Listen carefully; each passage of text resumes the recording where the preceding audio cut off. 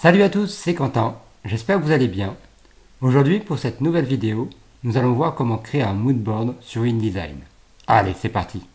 Une fois votre logiciel Adobe InDesign ouvert, vous pouvez cliquer directement sur le bouton Créer nouveau projet et dans cette nouvelle fenêtre, vous allez pouvoir choisir le format de votre document ainsi que l'orientation.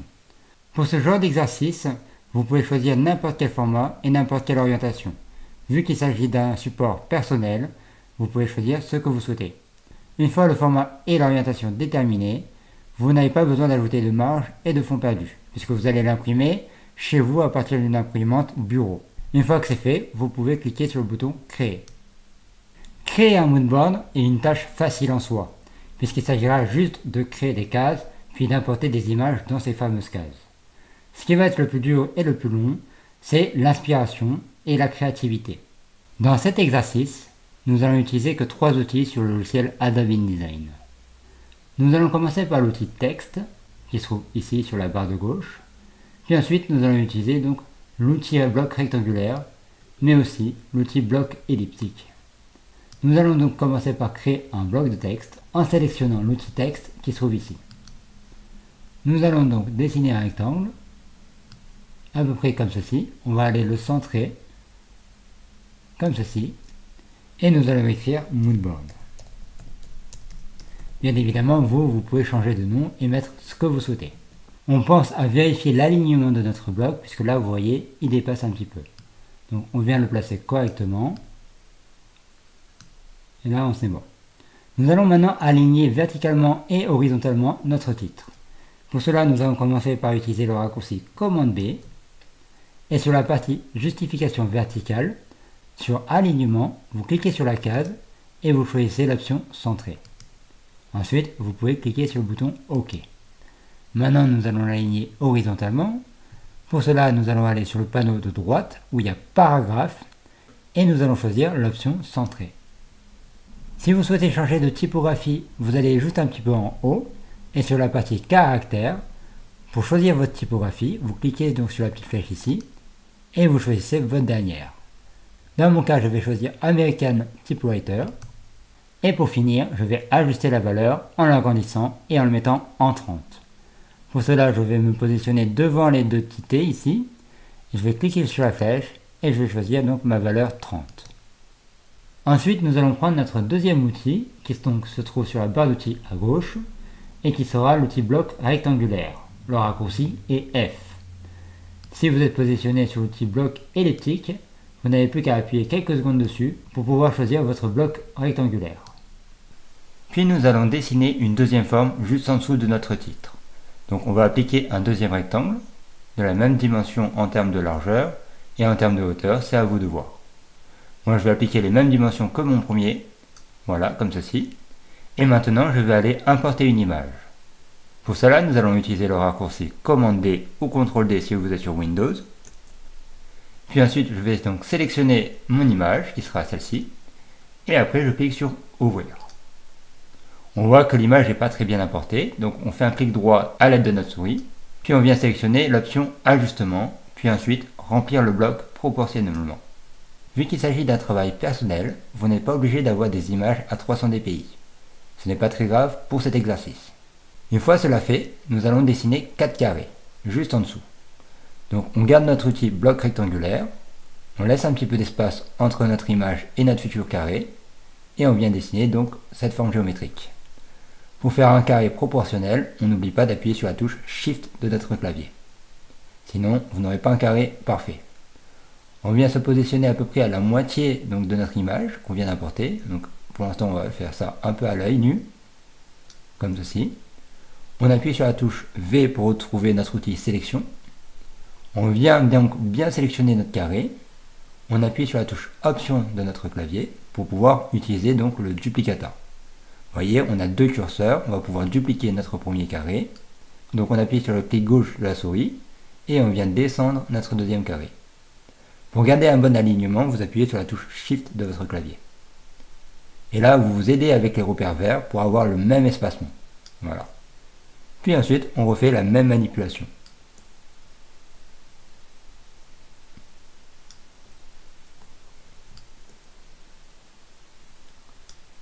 Donc là on peut voir que mon quatrième carré dépasse largement de ma page.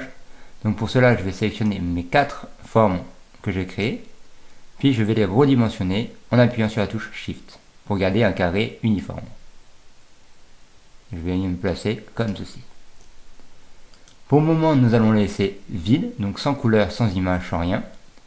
Et nous allons dessiner 2 rectangles juste à côté. Donc on reprend notre outil bloc rectangulaire et nous allons dessiner une forme rectangulaire ici. On va cette fois-ci prendre la dimension de 2 carrés, comme ceci, et on vient dupliquer la dernière forme qu'on vient de créer. Donc pour cela on appuie sur la touche V ou on revient sur l'outil sélection ici. On vérifie qu'on a bien sélectionné notre rectangle, on appuie sur la touche option et on vient glisser pour pouvoir recréer une deuxième forme. Voilà. Avant de continuer sur la partie de droite, nous pouvons constater que nous n'avons pas le même espace entre chaque bloc.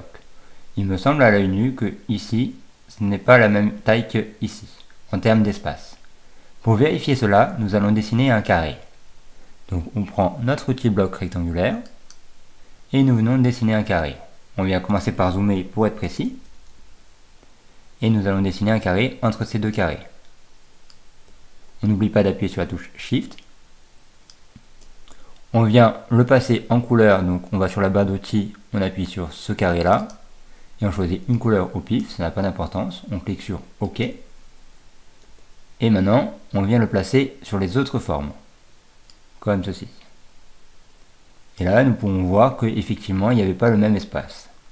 Pour cela, on vient sélectionner nos 2 rectangles, celui-ci et celui-ci, et on vient l'ajuster correctement. On dézoome un peu, on fait la même manipulation en haut, voir s'il y a le même espace ou pas. Vous voyez, il n'y a pas tout à fait le même espace. Donc on vient sélectionner l'ensemble de nos formes géométriques. On dézoome pour y voir mieux, je crois que tout est sélectionné, donc je vais refaire la manipulation pour être sûr. Là je rezoome, et je viens le placer correctement. Voilà. Donc c'est mieux quand c'est précis, c'est plus joli, c'est plus esthétique. Le détail est très important. Donc on va garder cette forme géométrique, donc notre petit carré, pour tout à l'heure, puisqu'on va l'utiliser pour être sûr d'avoir un alignement parfait sur la partie de droite. Donc maintenant qu'on a vérifié tous nos espacements, nous allons pouvoir dessiner d'autres formes géométriques sur la partie de droite. Donc on reprend notre outil bloc rectangulaire, on vient dessiner des carrés ou des rectangles, donc je vous laisse choisir les dimensions qu'il vous faut. Moi je vais faire par exemple comme ceci. Je vais en laisser un autre. Pour l'instant, il n'y a pas le même espace, on verra ça après. Je vais pour finir choisir l'outil texte qui se trouve dans la barre d'outils à gauche. Je sélectionne donc mon outil et je viens dessiner un bloc. Je l'appelle donc Cofitesi pour ma part. Vous pouvez mettre n'importe quel nom. Je vais l'aligner horizontalement et verticalement. Donc on va utiliser le raccourci commande B pour commencer. On vient dans justification verticale, alignement, on déroule le menu en cliquant sur la petite case et on choisit centrer. Une fois que c'est fait, on peut cliquer sur OK. Ensuite, nous allons commencer par changer la typographie. Donc on le souligne, on le sélectionne et ici dans caractère sur la partie de droite, on vient choisir sa typo. Moi je la connais donc je vais pouvoir taper directement son nom. Si ce n'est pas le cas pour vous, vous pouvez donc sélectionner la petite flèche ici pour choisir celle qu'il vous faut. Dans mon cas, c'est américaine. Donc, je vais choisir celle-ci. Je vais le mettre en 30. Je clique sur la touche Entrée. Et je n'oublie pas de l'aligner. Donc, je choisis l'outil Centrer dans la partie Paragraphe. Voilà. Maintenant, je vais resélectionner mon outil Sélection. Et je vais aller ajuster mes blocs. Donc, je reprends mon petit carré ici. Et je vais aligner ceci correctement. Hop, je zoome, je n'hésite pas, et on est parti. Je vais aligner ça comme ceci. Je reprends mon outil carré, je le mets en bas. Hop, là je reprends ma forme géométrique ici. Pif, ah, on n'est pas bien aligné là. Voilà. Alors, il y a deux astuces hein, pour vérifier si on est bien aligné. Moi j'aime bien celle-là, comme ça je suis sûr de moi. Donc d'ailleurs si vous en avez d'autres, n'hésitez pas à le mettre en commentaire, me dire comment vous faites. Hop. Et là, je vais aller là. Voilà. Là on vérifie ici, c'est bon. Ok, donc là cette fois-ci, une fois qu'on a vérifié, on peut supprimer ce petit carré. Là au passage je vais le raligner en bas. Ok. Et maintenant nous allons pouvoir importer nos images. Donc on va sélectionner par exemple ce bloc là. Ensuite on fait commande D comme tout à l'heure. On choisit notre image, donc pour ma part ça va être celle-ci. Je la sélectionne et je clique sur ouvrir. On voit que ce n'est pas proportionnel et pas bien adapté, donc on fait un clic droit et on fait ajustement, remplir le bloc proportionnellement. Et nous allons faire la même chose avec donc ce bloc-là et ce bloc-là. Allez, c'est parti.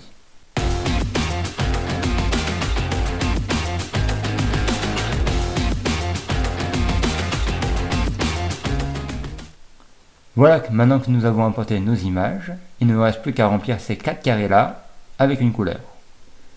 Nous allons sélectionner donc 4 couleurs parmi nos images, ou parmi donc vos choix à vous, si vous avez d'autres références ailleurs. Et on va partir donc du plus clair au plus sombre. Nous allons donc sélectionner notre premier carré ici. Nous allons utiliser l'outil pipette, pour cela nous allons utiliser le raccourci I. Et nous allons sélectionner une couleur. Je vais commencer par la plus claire, donc ça va être celle-ci. Je rappuie sur V pour retrouver mon outil sélection. Je sélectionne mon deuxième carré et je choisis une deuxième couleur en utilisant donc l'outil pipette. Je vais choisir par exemple celle-ci. Je retourne donc sur mon outil sélection. Je rappuie sur mon troisième carré pour bien le sélectionner et je rechoisis mon outil pipette en utilisant le raccourci I. Je vais choisir donc une troisième couleur. Et on fait la même chose pour le dernier.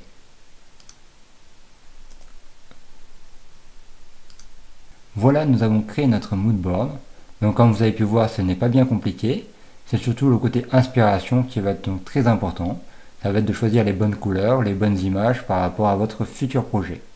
Vous devez savoir qu'il existe plusieurs mises en page possibles pour créer votre mood board. Je vous mettrai donc des images à l'écran. Donc j'espère que vous avez aimé cette vidéo, qu'elle vous a plu et qu'elle a pu vous aider. Si c'est le cas, n'hésitez pas à mettre un gros pouce bleu et à la partager pour aider d'autres utilisateurs de InDesign. N'oubliez pas que vous pouvez télécharger votre ebook pour ne pas rater votre impression. Le lien est en description. Moi je vous dis prenez soin de vous, bonne créativité et à très vite pour un nouveau tuto. Allez, salut!